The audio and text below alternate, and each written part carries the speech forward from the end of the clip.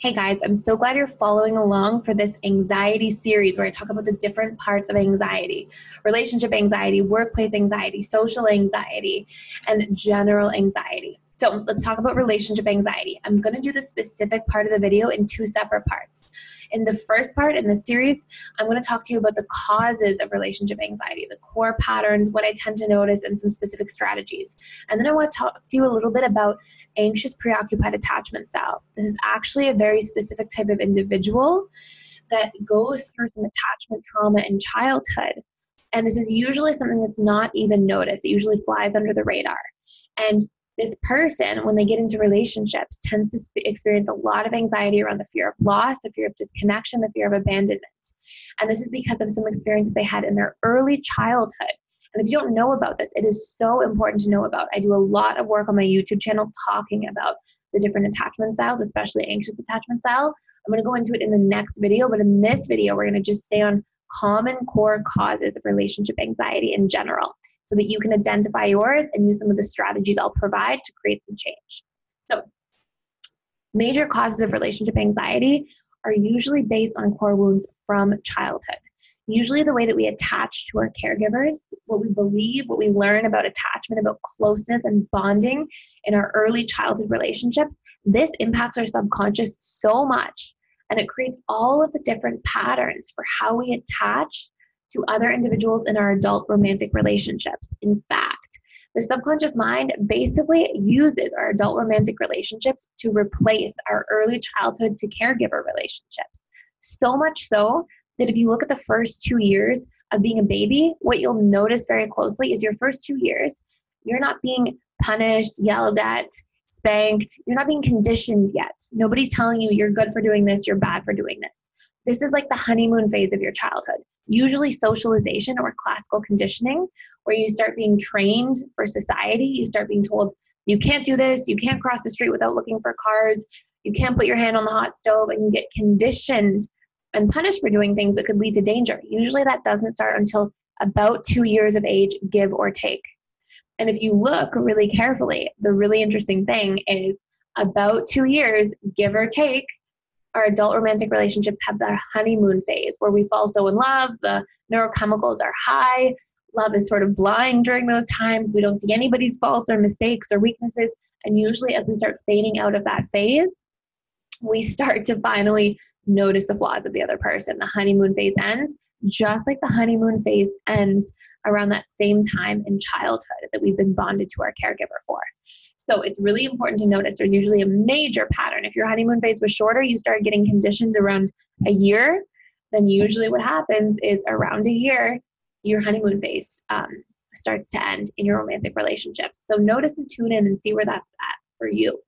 Now, major causes of relationship anxiety are actually most related to the way that we bond with our caregivers. But here are some major programs that we get. We get things like, I'm not good enough for this person in a relationship.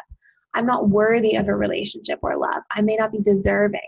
I don't deserve to have boundaries in a relationship. And believe it or not, that causes a tremendous amount of anxiety, because when you go into a relationship and your subconscious mind perceives that you're basically giving yourself away. It's like you or the person, and every time you commit, suddenly you fly out the window, and that person you commit to becomes, the primary source of all of your focus. And that's not a good thing. And your subconscious mind tends to resist that and feel afraid of it.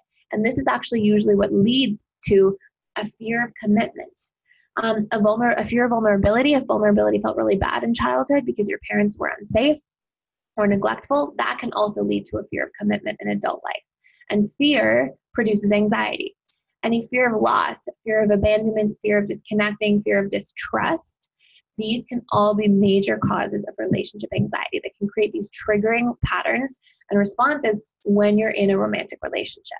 These patterns, when they are all sort of tallied up and put into categories, these are also known as attachment trauma patterns for the most part. There are 3 major attachment styles. I'm going to talk about them in the next video. One is the anxious preoccupied, and that tends to be the one that experiences the fear of the fear of abandonment the most. So when you feel anxious because of a relationship, you first have to identify exactly what it is that you're fearing. You want to take a moment and you want to isolate those fears. As soon as you isolate your fears, now your emotions become solvable problems because you know what they actually are. They're tangible. They're in front of you. You've isolated them. You know, oh my gosh, it's the fear of not being good enough. Oh my gosh, it's the fear of abandonment. Oh my goodness, it's the fear of losing this person. And once you've isolated it, now you can work with it. So this is really important. It may be for you the fear of cheating, the fear of being judged or shamed or criticized, but the fear of commitment taking away from your freedom. So whatever it is, get clear. Then what I want you to do is create a boundary for you and a boundary for your relationship. So a boundary for you is usually a boundary on your thinking. This is putting a boundary up when you notice your mind running wild in your thoughts, thinking like, oh my goodness, I haven't heard back from my partner in 3 hours. And what if they're with somebody else? Or what if they don't care about me anymore? Are they losing feelings? Are they losing interest?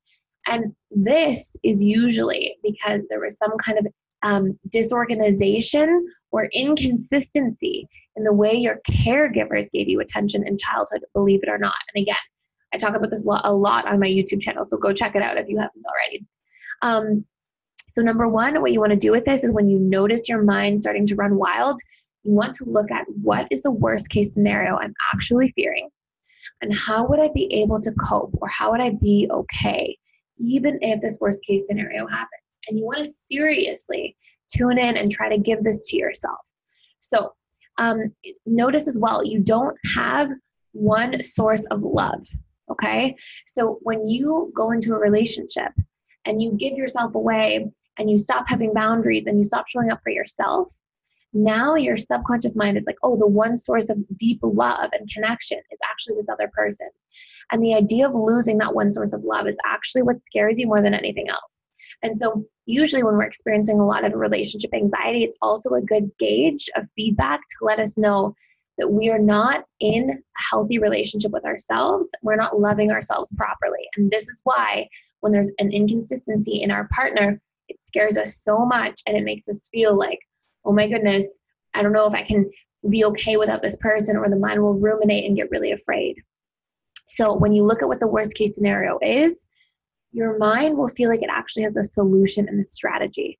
And what that will do is actually calm that fight or flight mechanism.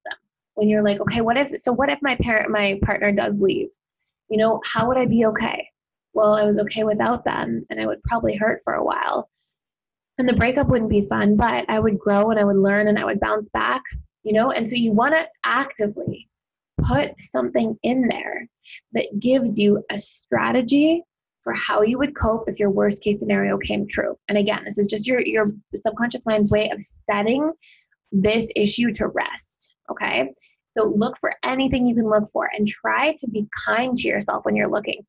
Usually when there's this big fear of losing somebody, it's because we are not showing up to be a nurturing person for ourselves. So think of it like what I am seeking outside of myself from this other person, how can I start giving that to myself internally? If it's validation, if it's connection, I have to start giving those things to myself while I'm waiting for that person to come back, or while I'm hoping that person will respect my boundary, or whatever it might be that's causing you anxiety, okay?